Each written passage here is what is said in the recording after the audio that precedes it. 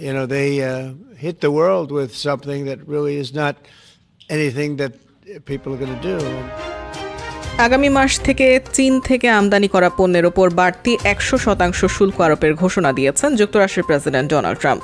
শুক্রবার সামাজিক যোগাযোগ মাধ্যম ট্রুথ সোশ্যালে তিনি এই ঘোষণা দেন। ট্রাম্প আরও জানান, যুক্তরাষ্ট্র গুরুত্বপূর্ণ সফটওয়্যার রপ্তানির ওপরও নিয়ন্ত্রণ আরোপ করবে। এর আগে এক পোস্টে ট্রাম্প চীনের সমালোচনা করে বলেন, চীন তাদের বিরল খনিজ রপ্তানিতে কড়াকড়ি আরোপ করে বিশ্বকে জিম্মি করার চেষ্টা করছে। তিনি এটিকে চীনের শত্রুতাপূর্ণ পদক্ষেপ হিসেবে উল্লেখ করেন। এ সময় ট্রাম্প জানান, তিনি চীনা প্রেসিডেন্ট শি জিনপিং এর সঙ্গে নির্ধারিত বৈঠক বাতিলের কথা ভাবছেন, যদিও পরে বলেন বৈঠকটি এখনও চূড়ান্তভাবে বাতিল হয়নি।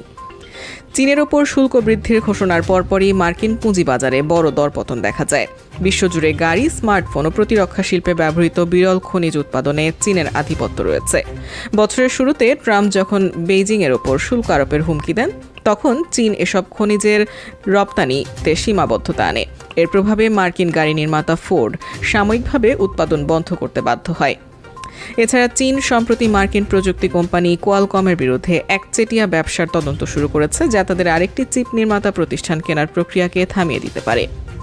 গত মে মাস থেকেই দুদেশের সম্পর্কের টানাপোড়েন ক্রমে আরও তীব্র হচ্ছে, যা এখন নতুন অর্থনৈতিক সংঘাতে রূপ নিচ্ছে।